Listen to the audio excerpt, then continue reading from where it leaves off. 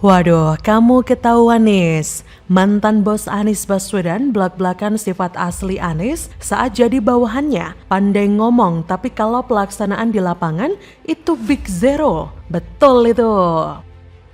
Kalau seseorang Ya. begitu mati-matian untuk mencapai cita-cita politik, Ya. ya ahli-ahli agama bilang, Pak Kures dan sebagainya, kalau begitulah watak manusia Ya. sampai at all cost, Tuhan boleh mengizinkan barangkali, tapi Tuhan tidak akan membimbing dia lebih lanjut. Oke. Nah, apa Anies itu ada tanda-tanda orang yang dibimbing Allah. Ya. Kalau kita berbicara secara dingin, Ya. dia anak buah saya dan tidak pandai bekerja. Oke. Anak buah saya. Anak buah di The partnership. Anies pernah jadi anak buahnya Kang Sobari. Ada. Ya pernah. Orang yang pandai ngomong, tapi kalau pelaksanaan di lapangan itu big zero, dia at the end namanya big zero. Mantan atasan Anies Baswedan, budayawan Muhammad Sobari, buka-bukaan mengungkapkan sifat Anies ketika menjadi bawahannya. Ia mengatakan bahwa mantan gubernur DKI Jakarta itu bukanlah orang yang seintelektual citranya. Kata Muhammad Sobari, saya melihat gerak-geriknya saat ini dan bertahun-tahun lalu saat menjadi staf saya di pekerjaan di bawah UNDP. Gak ada yang istimewa, saya lebih senior, saya lebih lihat persoalan fokus on project. Dia ini adalah beberapa orang sejenis itu yang suka lari-lari. Selain itu, Sobari mengatakan bahwa ia bekerja dengan mantan gubernur DKI itu ketika Anies belum berpengalaman. Ketika ditanya apakah Anies merupakan sosok yang pintar, Sobari membandingkan dengan rekannya yang lebih pintar.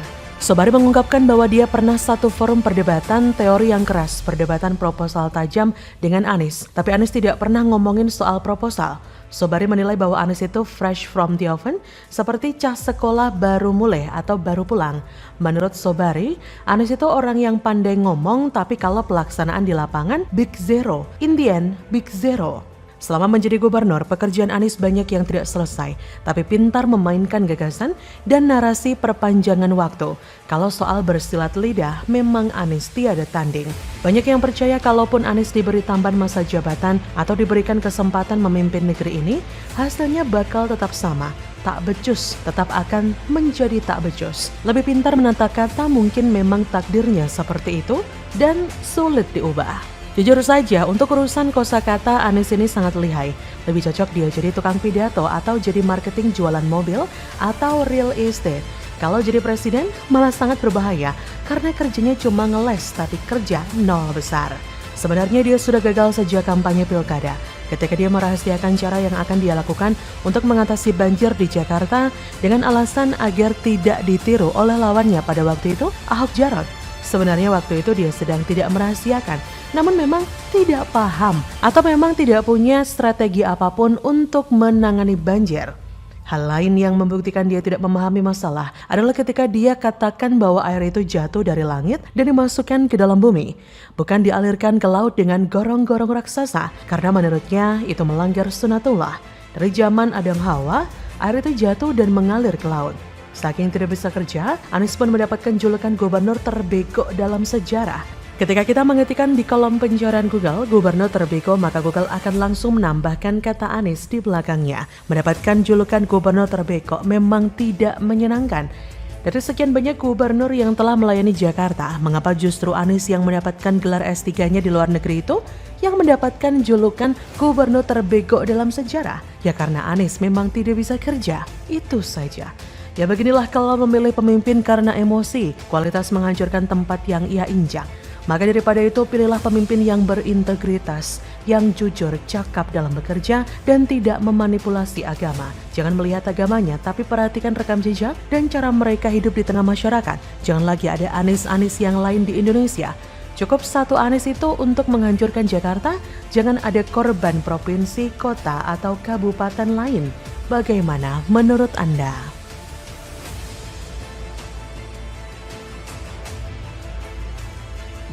Bungkam mulut si Tonggos, mantan napiter tantang UAS, mati syahid pakai benda berbahaya masuk surga. Kalau berani, UAS yang dulu mencontohkan. Ini dikritik ulama Mesir. Jangan katakan harakah intihariyah, tapi katakan harakah istishhadiyah. Harakah intihariyah, gerakan bunuh diri. Itu pers barat yang mengatakan. Yang betul adalah harakah istishhadiyah, gerakan mati syahid. Untuk apa? Jadi ulah Somad ini karena mulutnya yang kasar dan tajam ini membuat dia semakin terpatrik kuat dalam daftar atau list NTL, not to land. Penceramah kayak gini nih, ideolog-ideolog kayak gini, ini sangat berbahaya. Orang sejenis ini harus dihentikan cangkemnya, harus dikasih kawat mulutnya agar congornya nggak lagi membawa korban, nggak lagi mempengaruhi orang untuk bertindak brutal. Mantan napiter Khairul Ikhwan, 41 tahun, memberikan tanggapan tantangan pernyataan UAS atau Ustadz Abdul Somad untuk mati syahid dengan menghancurkan diri untuk masuk surga. Khairul Ikhwan, mantan napiter pun mempertanyakan apakah UAS berani pasang benda berbahaya di tubuhnya dan menghancurkan dirinya sendiri untuk masuk surga, seperti yang dia fatwakan. Khairul Ikhwan pun meragukan UAS akan berani melakukannya. Irul sapan akrabnya mengatakan jika video fatwa UAS yang beredar luas sangatlah berbahaya. Meski itu video lama tapi jejak digitalnya masih ada dan selalu diingat. Menurut dia, video fatwa mati syahid UAS dijadikan dalil karena menurut Irul masih banyak teman-temannya yang masih radikal dan menjadikan video UAS sebagai inspirasi dan sangat berbahaya. Seperti diketahui, Khairul Ikhwan ditangkap Detasemen Khusus Mabes Polri di Bekasi 20 Agustus 2013 silam. Dalam persidangan, Khairul divonis hukuman penjara 4 tahun dari tuntutan selama 5 tahun yang telah ia jalankan, dan saat ini ia sudah insaf dan bertaubat. Memang agar lebih afdol, penceramah agama yang satu ini mestinya memberikan contoh terdepan kepada jemaahnya dengan melakukan bundir menggunakan benda yang berbahaya, sebagaimana propagandanya tentang gerakan mati syahid. Jadi jangan hanya bacot dan giginya yang terdepan, aksinya juga harus terdepan dong. Jika memang Somad bisa menjamin dan memastikan bahwa itu mati syahid dan akan terjamin masuk surga, maka itu memang tidak diragukan lagi. Tapi menurut saya itu sih mustahil, karena tidak ada mati syahid dengan meletakkan benda berbahaya di tubuh lalu menghancurkannya, bahkan menjadikan manusia lain sebagai korbannya. Jangan anggap enteng narasi pengacauan dan radikalisme yang diungkapkan oleh Somad. Itu adalah hal yang berbahaya bagi negara kesatuan Republik Indonesia yang kita cintai, karena sudah ada orang-orang yang bersiap-siap untuk sistem negara baru yang akan dibangun kalau orang ini terpilih.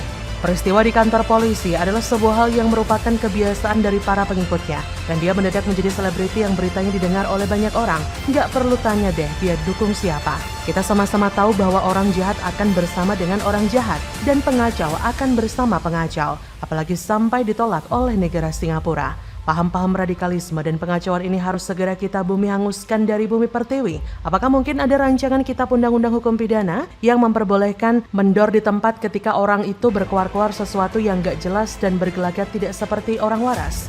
Jika dilihat, Budir menggunakan benda berbahaya di Palestina dan berbagai macam kejadian yang lain sangatlah jauh dari syarat syahadah. Karena benda berbahaya itu bisa dianggap mencelakakan diri dan menerjang hak asasi manusia. Dan sesungguhnya masih banyak jalan keluar untuk menyelesaikan berbagai masalah yang ada. Keputusan ini berdasarkan pada berbagai referensi yang semua menerangkan diperbolehkannya bundir dalam peperangan bukan dalam keadaan damai. Demikianlah seperti yang termaktub dalam Al-Quran. Maka daripada itu semoga saja UAS beserta para pengikutnya segera diberikan hidayah. Jika hal yang mereka siarkan bukanlah ajaran Islam, malah ajaran yang menyesatkan. Semoga pemerintah, menteri agama, dan yang bersangkutan bisa menegur ceramah ngawur UAS itu. Kalaupun tetap nekat menyampaikan sesuatu yang sesat, maka sebaiknya dia dicekal atau diboikot sebagai penceramah. Bagaimana menurut Anda? Pendukung Anies kebakaran jenggot, dituding habisi warisan slogan Anies untuk Jakarta, PJ Heru Budi santuy. Dasarnya udah benci, apa-apa salah terus. Sukses Jakarta untuk Indonesia, Pak, yang baru. Ya, artinya sukses Jakarta untuk Indonesia ya boleh-boleh saja. Tetapi kan memang dasarnya tadi tagline yang sebelumnya itu sudah dijalankan gitu.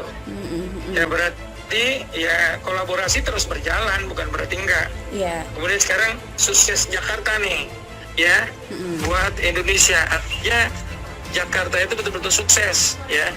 Nah ini semua juga kita berharap agar Jakarta sukses.